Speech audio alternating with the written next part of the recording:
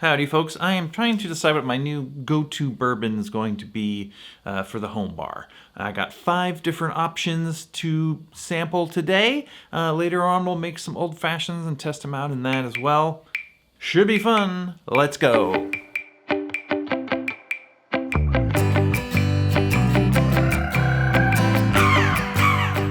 So before we get started to tasting bourbons and whatnot, I just thought we would just sort of discuss bourbons generally and sort of why I chose these bourbons in particular. Bourbon is a fairly narrow category, by which I mean there are a number of rules you have to follow if you're going to make bourbon. It has to be 51% corn, it has to be made in America, and they have to be aged in new charred oak American barrels. New charred American oak barrels. There are some other rules too, but we're not going to get into that right now. Now, that leaves a little bit of wiggle room in the mash bill for different brands to, have a little bit of variation. But the ones we're trying today are mostly pretty similar. It's like very standard, sort of classic bourbon mash bills. For example, we're not using any wheated bourbons today. Those just aren't my jam, I think. In a cocktail, I want to go for the classic flavors. So these are all pretty standard bourbons with fairly similar mash bills. We'll go over that in detail a little bit later. Bourbon has to be aged in new charred American oak barrels, as I mentioned. It's usually like a medium char, like a number 3 char. There's obviously some variation, and most distillers, I think, will do different chars and blend them together later. In fact, the whole sort of magic of bourbon isn't typically in the ingredients they use to make it, but like where they're aging it in the warehouse, higher up in a warehouse will have a different effect than like aging it in the basement of a warehouse, or what part of the country you're aging it in, of course.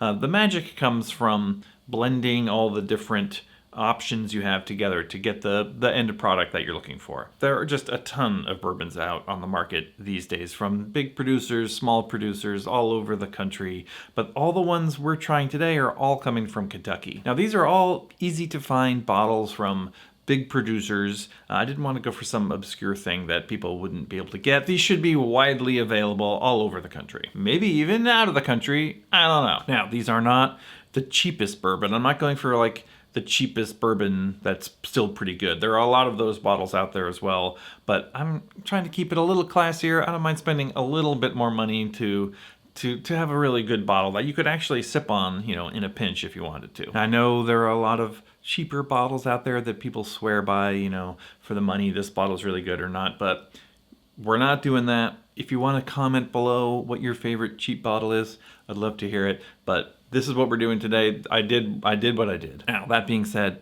these aren't all that expensive. All of these come in a 175, a handle.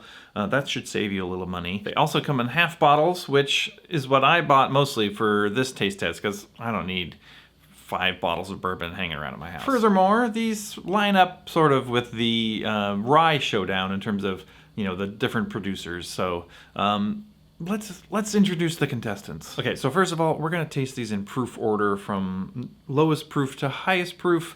That seems like as good an order as any. First up, we have Buffalo Trace. Buffalo Trace is made in Franklin, Kentucky. They don't say the mash bill on the bottle or on their website. It's undisclosed. From the internet, I gather it's between 10 and 12% rye.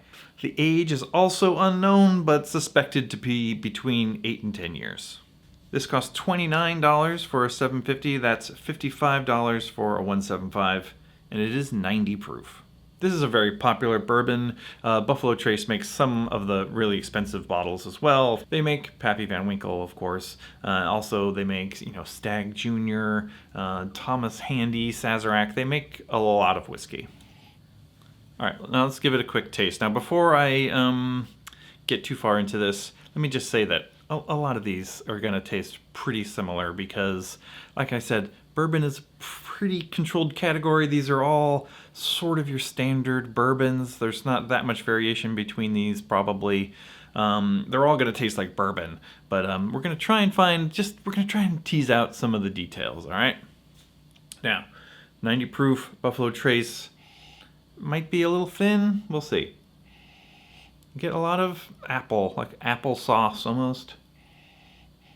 Yeah, a lot of apple, A lot of these are going to have your standard vanilla and caramel notes as well. That's what you get from, charring your oak barrels. Yeah, a very pleasant apple aroma off this one. 45%, but a little bit hot to my nose. Not bad. All the standard sort of apple, vanilla. It is kind of a shorter finish. I'm not getting a lot of lingering flavors on this, but this is a good baseline. This is a good place to start, I think. Next up on the list, Elijah Craig. Elijah Craig is made by Heaven Hill in Bardstown, Kentucky.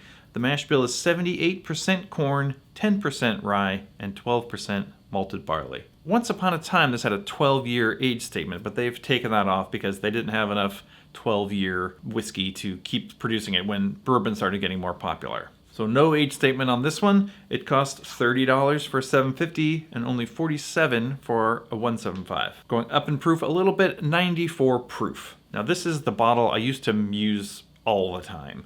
This was my go-to for a long time, but I decided recently that maybe it's time to reevaluate. All right, let's give this old favorite Elijah Craig a try. Elijah Craig, of course, they're very their barrel proof offering is very popular. I've had bottles here in the past, and it's pretty good. You get a lot of those similar apple aromas. Maybe a little more vanilla on this one.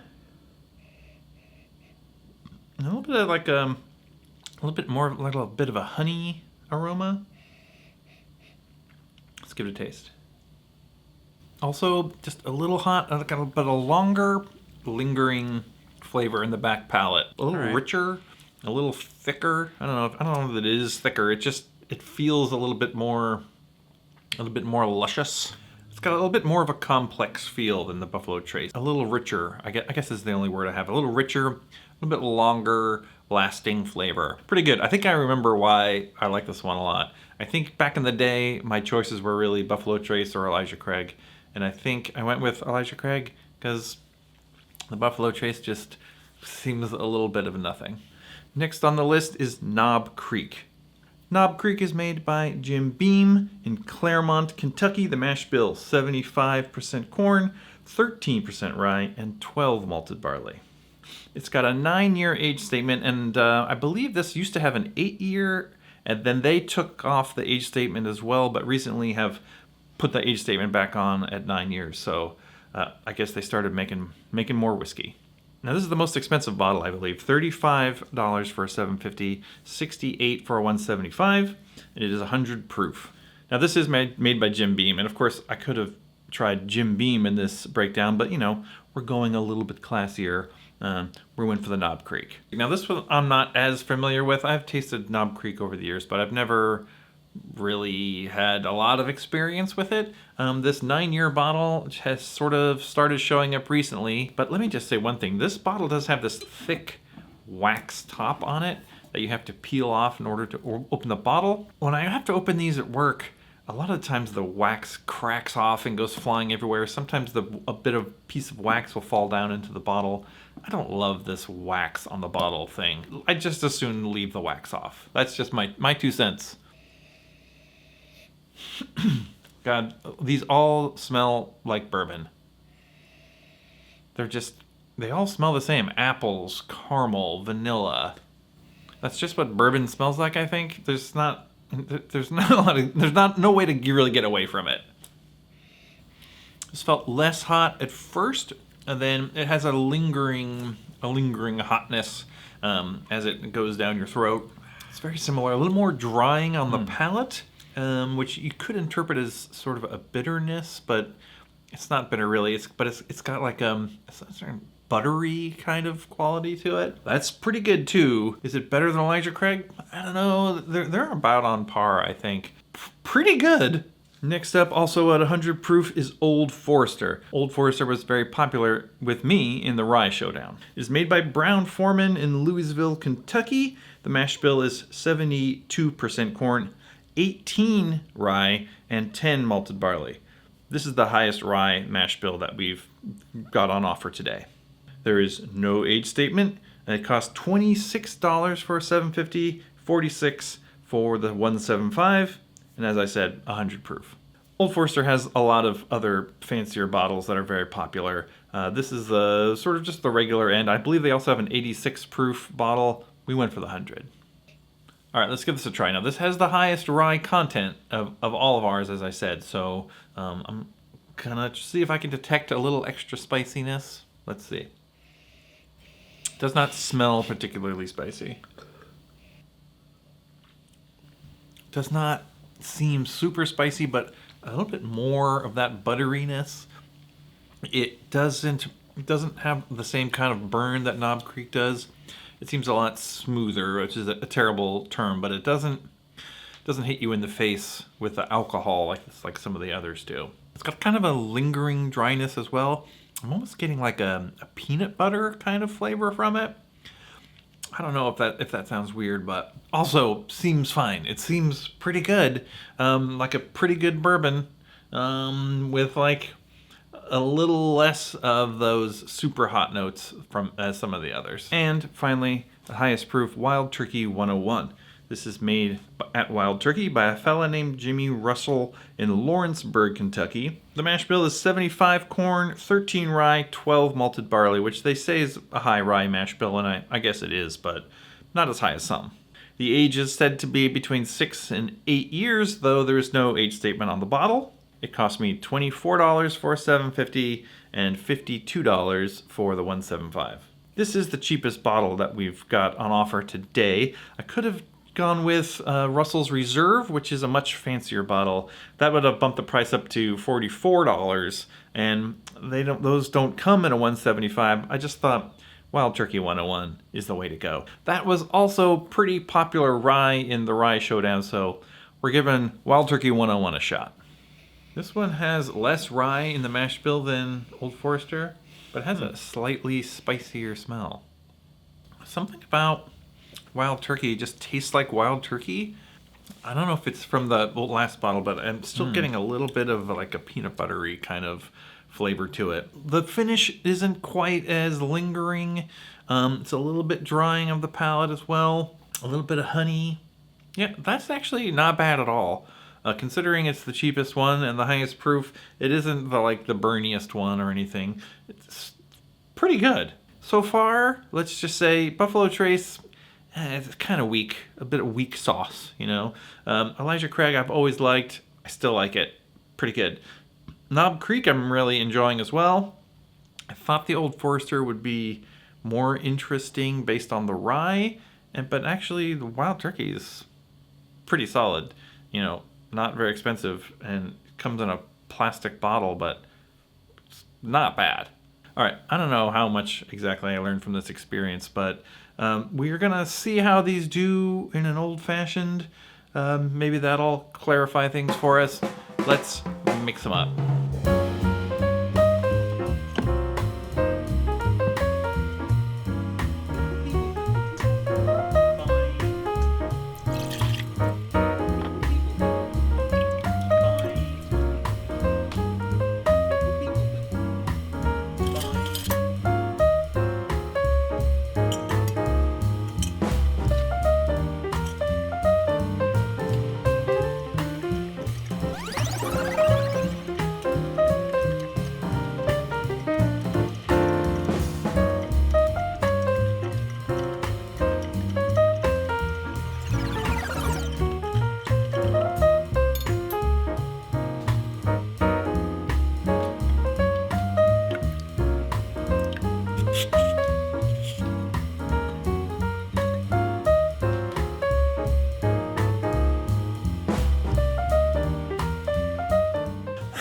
All right, we made some old fashions. Now, just a little behind the scenes.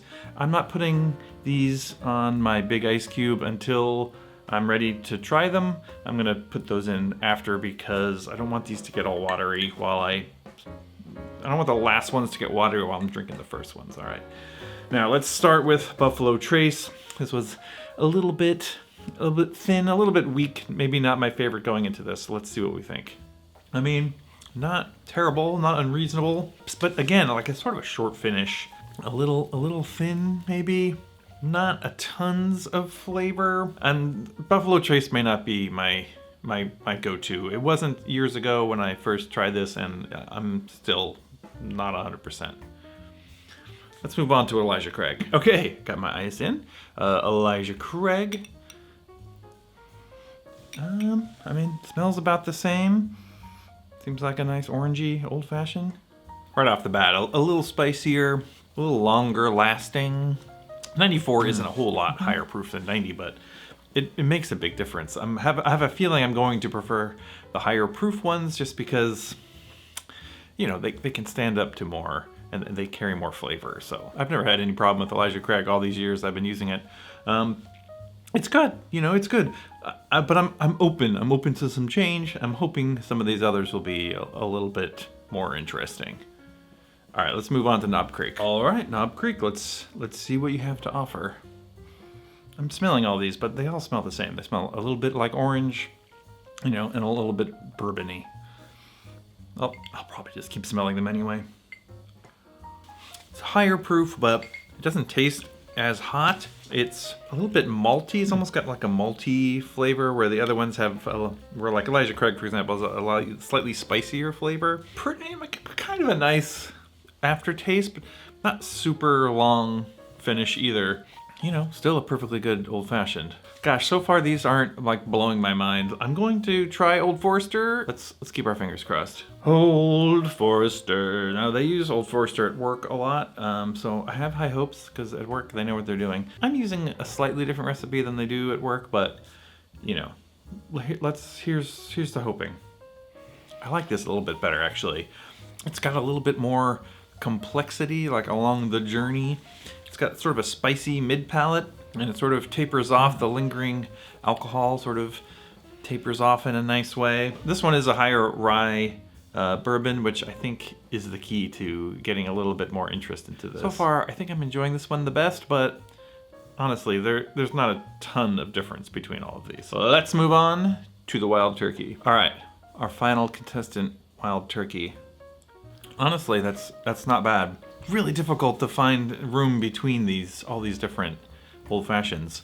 Bourbon's just very bourbon, you know, and I picked bourbons that were pretty similar, and they're all very similar. I have to say, I'm having a lot of trouble differentiating these. The Old Forester might be my favorite just because it's a little spicier, but there's nothing wrong with Knob Creek. Elijah Craig I've liked for years, and it's still good. Like, I still like it.